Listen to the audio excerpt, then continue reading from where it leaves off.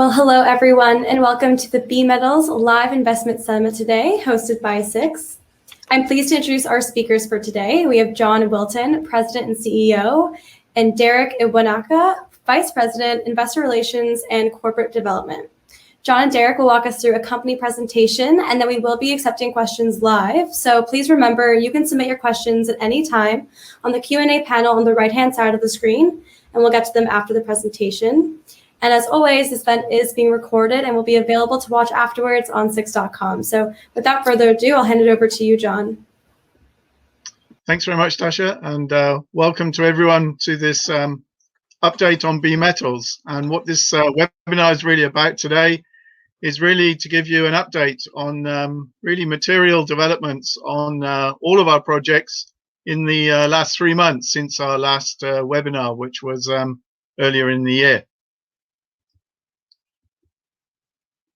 So just a little background about why metals, really, for those who may be considering a first investment into a company like ours. Really, we're covering a broad spectrum of metals at this point. As some of you may well know, that BeMetals, we started with really more of a focus on base metals initially. But then from the middle of last year, we looked to expand our portfolio of projects to include gold into that range of metals. And we've now successfully accomplished that through the acquisition of the Kazan Gold Project in Japan, something that we're really, really excited about. Gold is a real store of value, and in the current sort of uncertain times coming out of the to a degree coming out of the global COVID pandemic, will always remain an important part of the global economy. And increasingly, the importance of green metals such as copper and zinc, which are related to the sort of whole green initiatives that are being implemented pretty much every country in the world at this time.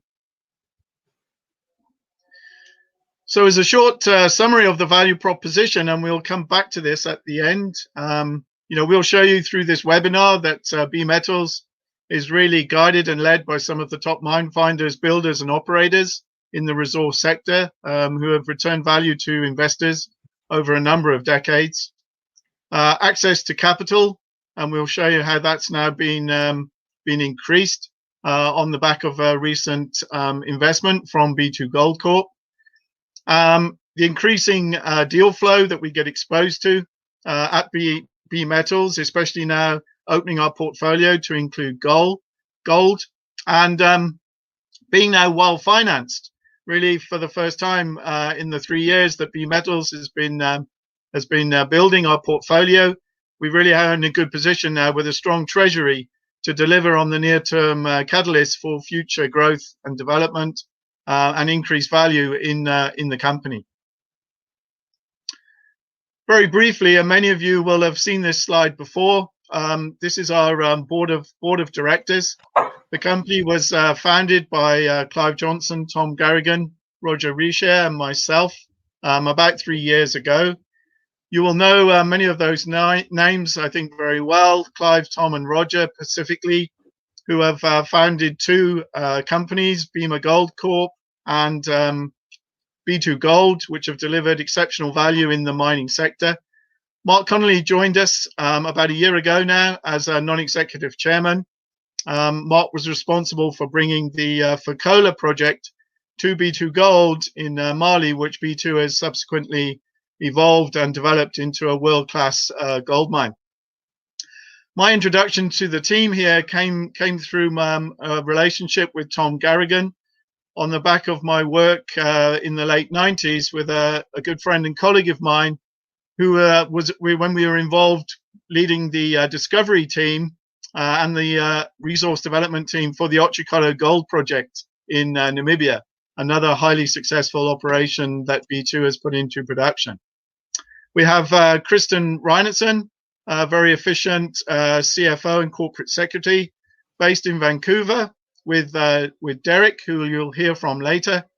And again, that fits with our company culture in using efficient people, keeping the overheads low, and focusing money on the ground money into the project investments. On our more advanced project evaluations, and specifically our South Mountain project in Idaho, I spend a lot of time interacting with Dennis Sansbury. Dennis has really been a core part of the B2 team, responsible for designing and building and implementing their mining operations across the world. And during my time before BeMetals, when I was with Antofagasta PLC, our go-to external consultant was Dr. Richard Solito, based in London here in the UK. And he kindly agreed to join us as an advisor when we started BeMetals. And, you know, his insights and experience truly are world-class, added a huge amount of value already to our South Mountain understanding on the geology and the mineral exploration side there.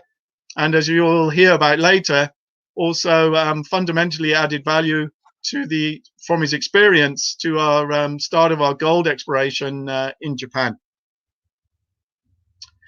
So if we were to use one slide to capture the sort of value that we see in the team and the company here, we would probably use this one slide. It shows the value creation through discovery and building of mining operations across the world through both Bema Gold and B2 Gold.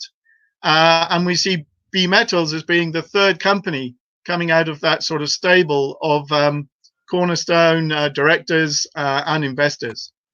Important to say at this time as well is that very strong team of directors and advisors are very much engaged with BeMetals. We have very regular update calls. Everyone is part of the guidance on the decision making, and that's a very important value for the company. So on the back of our gold acquisition, which is now closed for the high quality gold projects in Japan, that culminated in a private placement of 7.5 million Canadian dollars from B2 Gold, and from the first time that puts B2 in the registry of the company at approximately the 19% level. That sort of was seen as a very good validation, and we were very proud of that in BeMetals, validation of the management team of the company, and the value that we already created in this business through careful deployment of exploration funding and advancing the portfolio of existing projects. It also provides B2 with exposure to projects which maybe initially look a little bit on the more modest scale side, but have the potential to expand with good exploration and project development. Really, this is an important slide for us and sort of links to the tagline of this webinar. And it shows that we're really driven by geology, prospectivity, and opportunity. To grow a company such as ours in a relatively short period of time, we have to be open to working in a number of regions across the world, and that we are now doing. With our initial project, as some of you may remember, starts with the Tier 1 focused copper exploration that we're doing in the northwestern extensions of the Zambian copper belt, one of my former Antofagasta exploration properties. We then brought in the, under an option agreement, the more advanced South Mountain project, where we built a very good relationship with the optionees of that property, put in some of our own staff, and that's really done well. And we'll show you the value creation there with the updated mineral resource estimate that we put out just this morning. And thirdly, now the exciting gold exploration potential of our Kazan acquisition in Japan. So as the entry into gold is new for us, we'll start with that project. And really what we've done here is we've been able to acquire a very highly prospective portfolio of gold properties in Japan.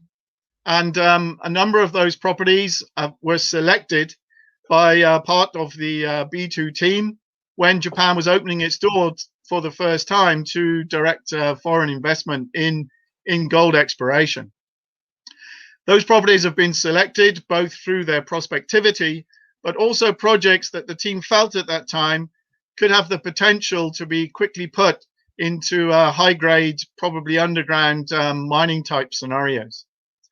Two other main competitors in the Japan sort of gold exploration sector at this time, basically a company called Japan Gold and Irving Resources, that have Barrick and Newmont as backers in those businesses. And obviously, as you're hearing about now, really, we have B2 Gold as a backer in our gold exploration business there also. So that gives you an indication of the pedigree of the terrain in Japan, with those sort of major gold producers all being interested in getting exposure to exploration in that arena. So one of the main drivers for that, and really the indication, another indication of the pedigree of the Japan gold scene, is the Hishikari gold mine, which has been a long-standing, large gold producer from inception, probably in excess of 8 million ounces of gold, and very importantly, a very high-grade producer, one of the world's most highest-grade producers, in the range of 30 to 40 grams per ton. You know, that's obviously a big driver for the large corporations, B2 Gold and ourselves, to be exposed to these young gold deposits in Japan. So this is a little bit of a zoom in on our three projects that we have on Hokkaido.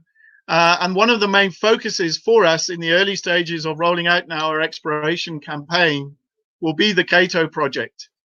That was explored in the 1990s by one of the Japanese agencies. And coincidentally, during that time in the 1990s, one of our advisors, Richard Solito, was involved in that exploration, and in fact was literally at the drill rig while that early first drilling of the Kato project was evolving. And at that time, he already liked the geology that he was seeing.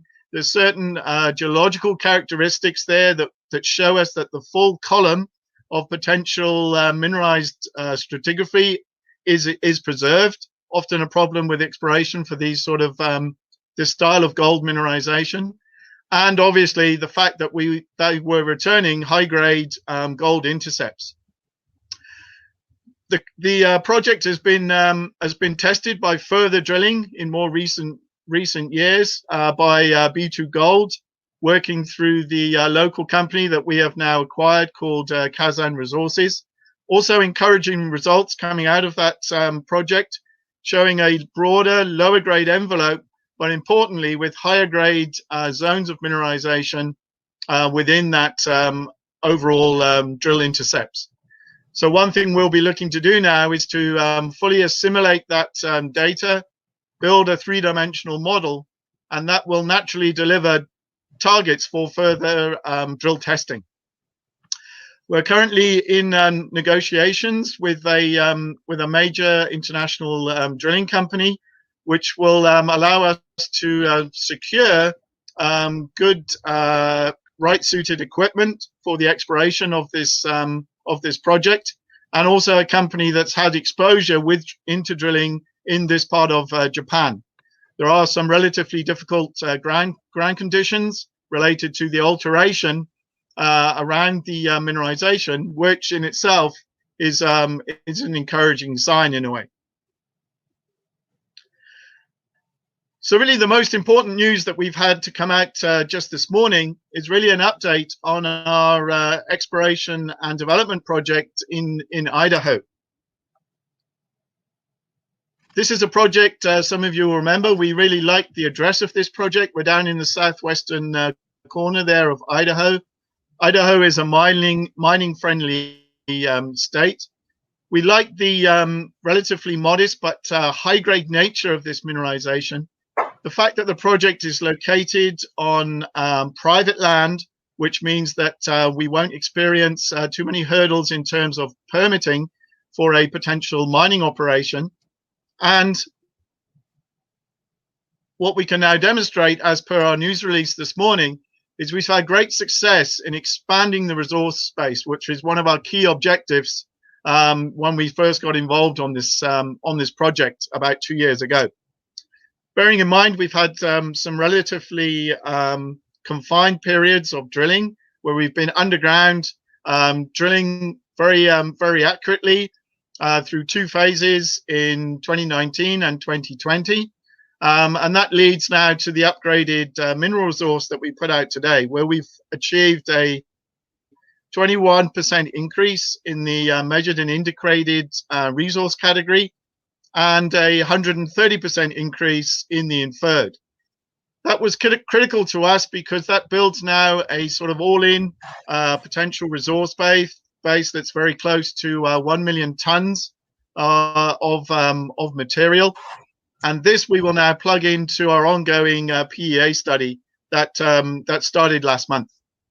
Really encouraging results as well, in the fact is that while we've also increased the scale and the footprint of the deposit through that focused underground drilling, we've been able to maintain the high-grade nature of this mineralization. So we're looking here at material that's between 20 to 18% zinc equivalent grades. So very good polymetallic mineralization. High grade nature of the zinc mineralization itself, but also a large component of value coming in from the significant silver and gold credit, specifically in the DMEA type mineralization, where we've extended the largest part of the resource through deeper drilling down plunge on the DMEA zone. We've also identified what we call the Texas West zone, which is a more skarn-hosted type of mineralization, as opposed to the DMEA, which is predominantly massive sulfide.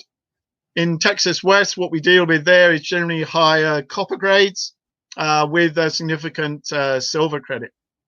And then further east of the Texas zone, the Texas East zone, that mineralization is more typical of the metal content of the DMEA zone.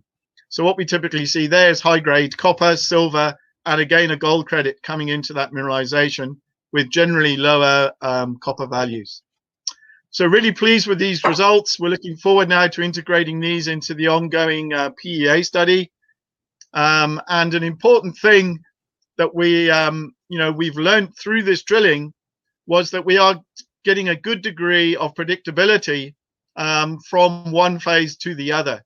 So we managed to intersect the mineralization that we saw in the 2019, predict where we could do infill holes, and that sort of results hung together. As we've now identified, this mineralization style is really a carbonate replacement style of mineralization, not predominantly the skarn that we thought it was when we first got involved here. That gives us the sense that there's a lot more ultimate upside on the scale of this deposit. And in fact, in that red ellipse on what we call the northern limb of the deposit there, that was identified by prospectors back in 1904 because of high-grade silver mineralization at surface, and has not yet been tested by drilling for the polymetallic mineralization underneath that high-grade silver. Nonetheless, our main target at this point is to build our mineral resource in that underground situation, which can allow us to get ourselves into a development situation for a modest scale initially, but high-grade mining operation. As I mentioned, we're currently got a PEA study that's ongoing. Bi-weekly project meetings with a very experienced team that we've put together with input from our own consultants and advisors. And we're currently completing also metallurgical test work that will build upon the existing test work on the project that was completed in 2014 and 2015.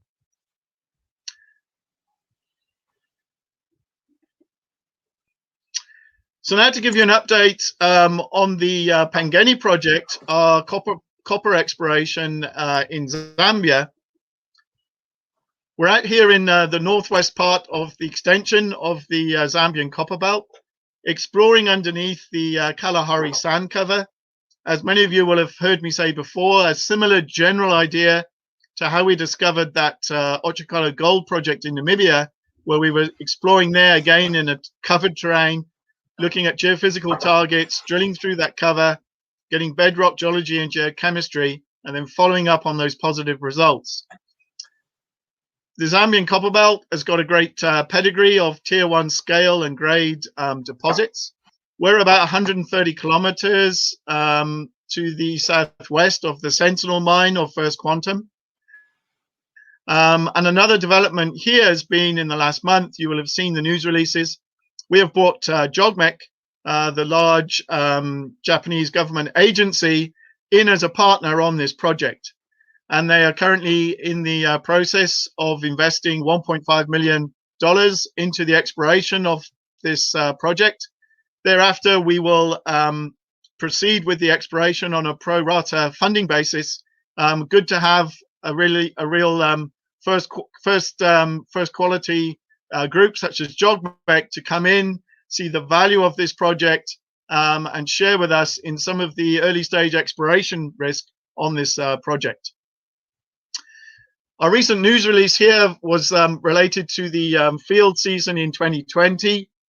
We drilled some important holes as large step outs, both air core and then follow up core drilling, from positive results on the D prospect specifically that we achieved in 2019.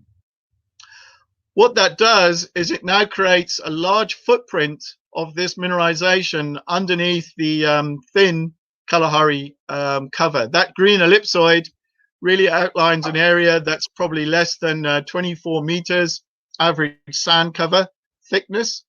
And now what we're seeing is there's an 850 meter separation between where we're getting meaningful widths. These are basically true width type intersections in the sort of 0.45 to 0.5% copper range. So really quite exciting results, bearing in mind here that there's no outcrop, there's no way to do easy soil sampling. So we have to rely on geophysical interpretation, first doing shallow air core drilling, punch holes through that sand cover to get the bedrock geochemistry. And quite obviously, based on these results, one of the first things we will be doing in the upcoming field exploration to be rolled out at the end of this, starting the end of this month, will be to do infill and further step out drilling through the sand cover in this area to try and scope the potential of this really encouraging results that we're seeing to date. There's a timeline for the project where we are now bringing in the JOGMEC investment, and we will be starting that field exploration, as I mentioned, by the end of May. That'll include drilling at the southwest target and the D prospect, and also testing a number of other prospects on the targets on the property yet to be tested. But really encouraging in overall sense of the value we're seeing. We're seeing the right geological relationships known to host mines in the nearby with the alteration mineral kyanite associated with the copper mineral chalcopyrite. So obviously the recent investment from B2Gold and the acquisition of the Kazan Gold properties in Japan has been really topical, something that investors were really looking for us to do, and we've delivered on that now. And I'll hand over to Derek to give you a bit of an update on where we are in terms of our corporate structure and the current investor base of the company. Thanks, Sean. Actually, in case anybody's looking at their ticker screen, I see that we've traded about 2.7 million shares as we speak. And I can tell you right now that the institutional chart needs to be updated a little bit. So we just brought in a new large institution. Can't say any names, but that same institution is involved with B2Gold as well. So that's the type of relationship we have. And I think that we're starting to see some of the shareholders from B2 see the value and see that this is an early stage company that they can hop on board with and help us grow. And so we're starting to see some of those new larger institutions get into the stock. And insiders, of course, own a very large portion, and that continues to grow, in fact, because everybody, including John, has just bought more stock. So we have great ownership and continue to see that. On the share structure side, we're now up to 175 million shares outstanding, and our market cap has increased to about 67 million. What's important here is we now have $11 million in the bank, so that's the most cash we've ever had, which means that we're fully funded to do all the exploration programs and the PEA for our South Mountain project this year. So we've never really been in a better situation financially. And of course, with B2 Gold as our largest shareholder now, we have that support to go forward as well. Back to you, John. Thanks, Derek. So really, to summarize where we are, to come back to the value proposition here for any new potential investors and current investors, you know, what you're getting with your investment or pending investments in BeMetals is you're getting a company that's being guided and led by some of the top mine finders, builders, and operators. So that experience is key. I guess another point to address here may be that you know, we're currently now exposed in the company to gold exploration, delivering on that promise of last year to our investors to get ourselves involved with a high quality gold project at sensible valuations. That's the important thing. And we have our base metal portfolio. Some people might wonder why we're prepared to keep those in the same company. I think that's an important differentiator here, in that collectively the team has a huge amount of depth and experience, both in gold, obviously from the B2 connection, but also in base metals. So, you know, that's why we feel very comfortable being able to advance these exploration and development projects within BeMetals. Certainly as they grow, at the opportune time, there might be potential for separation of certain assets at the right time, which could in itself create another value accretive event for investors. Access to capital has always been possible, importantly at sensible valuations. And I think that's partly testament as well to our sensible deployment of those funds, you know, even when the markets are running hot, as to a degree they are at the very moment. And extensive international network, which brings in a huge amount of deal flow on projects and potential new opportunities for the company, which is only going to expand now with the closer relationship to B2 Gold. We are now, as Derek mentioned, well financed to deliver on our near-term catalysts and growth, which include rolling out of the gold exploration in Japan, results coming through from that exploration. The South Mountain Project in Idaho, where we're working now hard on completing a PEA study by September this year. And also now, while we've shared some risk bringing in that JOGMEC investment, still exposing our investors to that tier one targeted you know, copper exploration in the Zambian copper belt. And as we all know at this time, you know, copper is a real good commodity to be exposed in at this moment. So that, I think, really sums up where we are, and actually a lot of updates there since our last webinar 3 months ago, but really very positive steps on you know, all two of our existing projects, now bringing in the third gold acquisition, bringing with that an excellent cornerstone investment from B2 Gold. So we're really excited about the way that we're starting to get traction, as Derek mentioned, with some of the large funds coming out of the US and elsewhere. And I think this is a really great time for people to start getting involved, more engaged with BeMetals as we take the company forward in the coming months. Great. Well, thank you so much, John and Derek, for the presentation. Now we're going to open the floor to Q&A. So if you do have a question, please submit it now. The first question we got emailed in is, what is the significance of today's update resource estimate with respect to your plans at South Mountain? Yeah, good question. Thanks, Dasha. I think really, as we touched upon, one of the important things there is the way that we've shown through two rather limited meter campaigns of drilling, but we've had a significant expansion to the resource. We've obviously learned a lot about the geology, how to explore it from underground. That all bodes well for the future, that we can further expand the resource in the future. And importantly, while we've expanded the resource, we've also maintained the high-grade nature of the mineralization. In the massive sulfide alone category, what we're seeing in the DMEA zone is like a 2.5 gram gold credit now, which is an uplift from the historical resource estimate. So, we're really understanding the geology, we're really building that resource base, and we're showing that we can do that. And I expect that to continue into the future. Great, thank you. Tom has a question. He's asking, so CRDs are seen in Arizona to great value with zinc, silver, and lead. Are there any carbonate replacement deposits in Idaho near your property? This is the one that, it's a good question. This is the one that's known in that area. There's obviously a lot of potential to expand on a sort of a semi-regional scale. As Tom rightly says, these deposits can be of significant value. There's a lot of work we need to do on the age of the mineralization. We've got ideas on that. But the important thing is that style of mineralization is likely to grow on us. And these systems generally have extensive roots. So once you get onto one of these things, it generally will get bigger on you.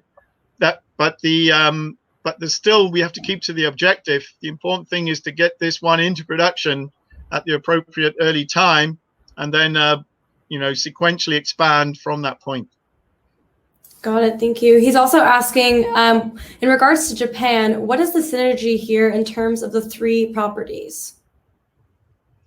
Yeah, I think basically in Japan, we're looking at the same style of mineralization from a geological point of view. Generally low sulfidation epithermal deposits. Those similar style of deposits well known in Nevada in the US, for example. Similar style of mineralization, most likely closely age related also. And the important thing is, the potential for high grade underground mining with a relatively small scale environmental footprint. Thank you. Martin is asking, why aren't you mining South Mountain, especially with the high price of copper? He's saying it's the time to mine, not to do more studies. Well, so it's always a good question. Obviously that is sort of our objective, to fast track this project as much as possible. But some of the key parameters, there's not too many shortcuts in our business, and people who do take shortcuts generally come unstuck very quickly. As well, so we need to complete the right amount of metallurgical test work, really understand that metallurgy before we start designing and building a plant.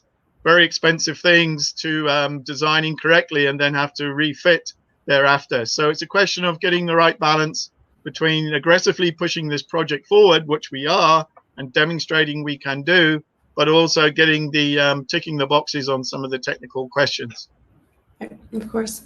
So Patrick is asking if you can summarize once more how your cash will be spent on the geographically far apart assets and how far that cash will take you. He's asking, are the 11 million including the current WTS exercise? No, warrants. Warrants. Thanks. Yeah. Yeah, in terms of deployment of the funding, we've got an approximately a $2 million US dollar program planned for the next 12 months in Japan, following up on these exciting gold projects. We're in the process of rolling out a $1.5 million copper exploration program in Zambia. As the way that funding comes in from JOGMEC, that will be an approximate 50-50 split between between JOGMEC and ourselves for this year. And then we're busy investing about $1.5 million into the current PEA study at South Mountain. With the current, with the current cash situation that we're in, we're certainly well covered for the next year, and likely further than that. But depending on the results of the PEA study from South Mountain, we will look at the next sensible steps there in terms of a potential feasibility study, a very focused feasibility study, for example. With a short time path then into potentially construction, given continued positive technical results. Great. So with B2 Gold as a new cornerstone investor, will they also be investing to advance your base metal projects? Yeah, obviously B2 has come in at the equity level. So by default, they are investing across the portfolio of projects. And obviously, depending how we take some of those projects forwards, there might be an element of debt and equity funding on the more advanced projects, for example. But at this time, they certainly appear very comfortable to invest in the portfolio of projects, obviously being very close to them, seeing how they've evolved, and being comfortable that they're really valuable things to continue to explore and develop. All right, thank you. Diego is asking, what vision does BeMetals have in areas of South American Andes where B2 Gold has worked, for example, Colombia? Yeah, we look at opportunities, as they come up across the world. We went 2 years ago. We were down in Chile, for example, looking at potential opportunities there. We'll continue to look at opportunities, but the focus for the next while is to bed down the new acquisitions in Japan and get our current portfolio advanced. But we're certainly open to looking at the right fit of projects for us. They have to be projects that fit with the company where we are at the moment in terms of our growth profile, and make sure we're getting them at a good valuation for the current investors. Right, thank you. Patrick is asking, will drilling in Japan have less COVID-related capacity constraints in regards to turnover time, essays, and does the core go out of country? Well, the samples historically have gone out, so they get the sort of first phase of obviously cutting the samples, and then they get shipped generally to Vancouver. There has been some constraints on the current COVID situation in Japan. Importantly, through the acquisition, we are very pleased to inherit the current staffing in Japan itself. So we have a functional team on site. We've managed to do some reconnaissance work in the last month on some of the properties that haven't had so much attention in the past already. And we're in the process now of rolling out some early stage outcrop and potentially stream sediment sampling on a number of the properties ahead of the real focus, which will be probably drilling at the Cato project. Great. So what is your monthly burn rate when you are not drilling? Well, the corporate overhead is, we've got that really nicely under control by design. Most of our project teams are based in the regions. A project like our Pangeni project, for example, in Zambia, our burn rate on that project when we're not active in the field is $5,000 a month. So it doesn't come much cheaper than that just to keep that project ticking over. Our corporate overhead is in the order of 80 to 100,000 US, per annum, which pretty modest considering the spread of projects we have and the value that we've achieved and invested in the last 3 years. All right, and last question here. How would you rank your current assets in order of priority?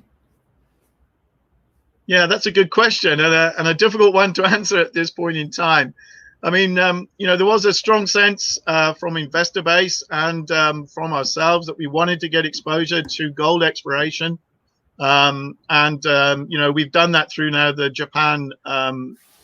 Japan acquisition. So, we're really excited to get going with that project.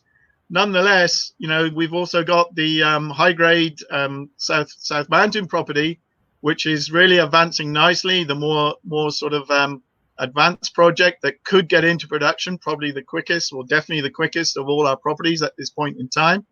And we can't forget the tier 1 focused copper exploration in Zambia, you know, a part of the world that's really also attracted, you know, the majors are in there, companies like Rio Tinto, First Quantum, Anglo American. Interestingly enough, we've acquired, you know, our whole portfolio of projects, Japan now and Zambia, in areas where, you know, the majors are really interested, which shows you that they see the real big upside in those regions for the gold in Japan and the copper in Zambia. That's great. Thank you so much. So thank you so much to both of you, John and Derek, for taking us through your presentation and the Q&A session. And thank you for everyone who joined us today and submitted questions. If you think of another question after the summit, we will be sending out a short survey where you have the opportunity to leave your contact details, and the BeMetals team will be happy to follow up with you directly. And you can also find more information on their website at bemetalscorp.com. So I'll pass it back to you, John and Derek, for the final word. Thanks very much, Dasha. Very good for you to host another presentation. And, you know, we look forward to keeping more of these going forward as we ratchet up our marketing on the base of these, you know, real positive results that we're seeing coming out of BeMetals at this time.